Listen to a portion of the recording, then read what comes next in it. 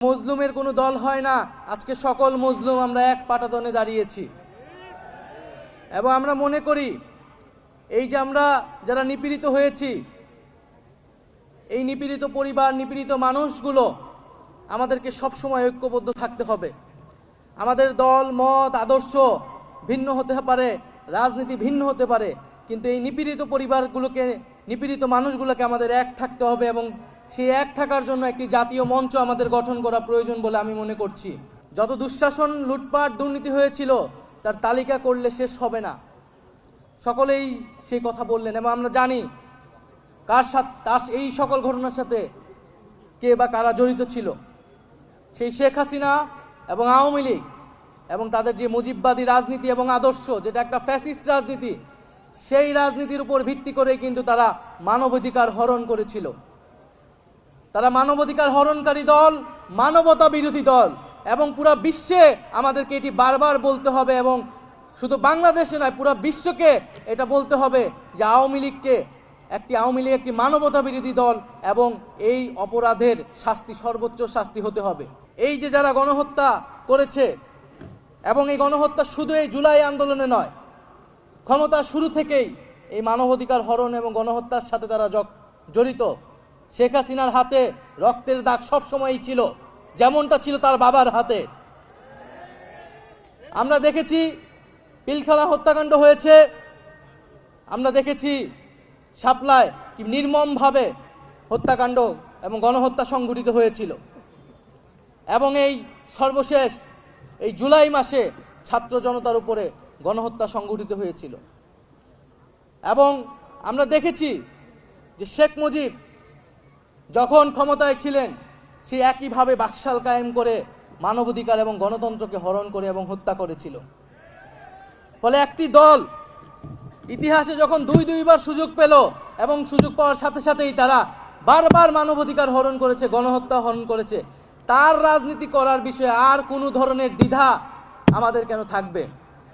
আওয়ামী লীগের বিদায় হয়ে গিয়েছে, আওয়ামী লীগকে পুনর্বাসন কারা কারা করবেন বা করতে চান, এখন সেইটা হচ্ছে আলোচনার বিষয়। যারা করতে চান জনগণ তাদেরকেও গণশত্রু হিসেবেই চিহ্নিত করবে এই বাংলাদেশে। ফলে সকলের কাছে আহ্বান থাকবে যে আওয়ামী লীগের বিদায় হয়ে গিয়েছে, এখন প্রশ্ন বিচারের মধ্য দিয়ে আমরা সমাজে ন্যায় বিচার কায়েম করব। যারা নিপীড়িত হয়েছে তাদের কাছে আমরা ন্যায় বিচার, আমাদের যে প্রতিশ্রুতি ছিল সেই প্রতিশ্রুতি আমরা পালন করব। ফলে আমরা যারা নিপীড়িত হয়েছি সকলের একটাই ঐক্যের জায়গা এখন যে বিচার। আমরা এই যে ফ্যাসিস্ট রাজনীতি হয়েছে, গণহত্যা হয়েছে, তার বিচারের জন্য আমরা কাজ করব। এবং আজকে এখানে যেহেতু বিভিন্ন রাজনৈতিক দলের নেতৃবৃন্দরা রয়েছেন, খুবই দুঃখের সাথে বলতে হচ্ছে এবং আপনাদের প্রতি আহ্বান থাকবে যে বিভিন্ন জায়গায় এই যে শহীদ পরিবারের করা মামলাগুলো, সেই মামলাগুলো নিয়ে মামলা বাণিজ্য হচ্ছে এবং এটি আমাদের খুবই দুঃখের বিষয়। আমাদের এই শহীদ পরিবারগুলো কিন্তু আমাদের আবেগের জায়গা এবং সেই মামলাগুলোকে নিয়ে যারা মামলা বাণিজ্য করছেন, আপনাদের প্রতি আহ্বান থাকবে আপনারা দলে কঠোর হবেন।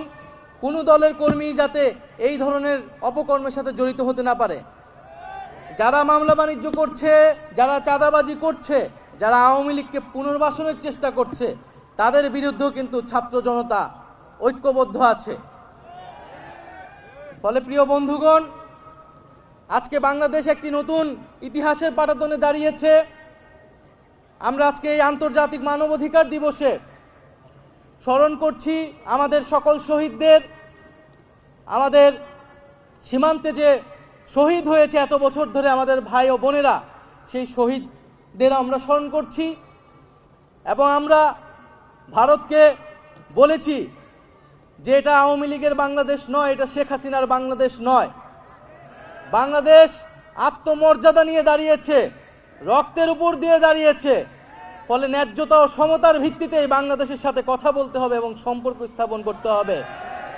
ফলে আপনারা এখনো যারা ভারত সরকারে রয়েছেন, ভারতের শাসক গোষ্ঠী রয়েছেন, এই যে সীমান্তে হত্যা হচ্ছে, আপনারা যদি মনে করে থাকেন এই সীমান্তে হত্যা করে বাংলাদেশকে প্রেসার ক্রিয়েট করবেন, তাহলে আপনারা ভুল ভাবছেন। আমরা শেখ হাসিনাকে বলেছিলাম শেখ হাসিনা যখন আমাদের সংলাপের আহ্বান জানিয়েছিল, বলেছিল গণভবনের দরজা খোলা আছে, আমরা বলেছিলাম আমরা গণভবনে যাব, কিন্তু সংলাপের জন্য নয়, শেখ হাসিনাকে উৎখাত করার জন্য। এবং আমরা উৎখাত করার জন্য গিয়েছিলাম। আজকে সীমান্তকে যদি সুরক্ষা করতে হয়, তাহলে আমরা সীমান্তও কিন্তু ছুটে যাব। তাই আমরা বলতে চাচ্ছি, বাংলাদেশকে নিয়ে যে অপপ্রচার চলছে পুরো পৃথিবীতে, এই অপপ্রচার বন্ধ করুন। মিথ্যা দিয়ে আপনারা এই বাংলাদেশকে বিশ্বের বুকে কোনো নেতিবাচকভাবে উপস্থাপন করতে পারবেন না। এই জুলাই অভ্যুত্থানে হিন্দু মুসলমান এক হয়ে আমরা লড়াই করেছি। সংখ্যালঘু সম্প্রদায়ের অনেক মানুষ এই শেখ হাসিনার সন্ত্রাসী বাহিনী হাতে কিন্তু শহীদ হয়েছে। অথচ আমরা দেখেছি যে ভারত কিন্তু তখন এই আওয়ামী লীগকে কিছু বলে নাই।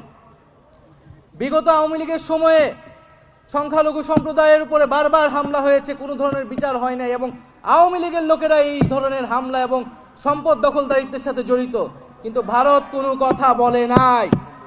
তাই আমার দেশের সংখ্যালঘু সম্প্রদায়কেও বুঝতে হবে যে আওয়ামী লীগ ছিল একটা সাম্প্রদায়িক দল, সংখ্যালঘু নির্যাতনকারী দল, এবং ভারত তাকে সবসময় সমর্থন করে গিয়েছিল। ফলে এই দেশ আমাদের, এই মাটি আমাদের, আমাদেরকে একসাথেই এই মাটিতে ঐক্যবদ্ধভাবে কিন্তু বেঁচে থাকতে হবে, লড়াই করতে হবে। কোনো শক্তি যাতে আমাদের ভিতরে বিভাজন করতে না পারে, সে বিষয়ে আমরা সবসময় সচেতন থাকব।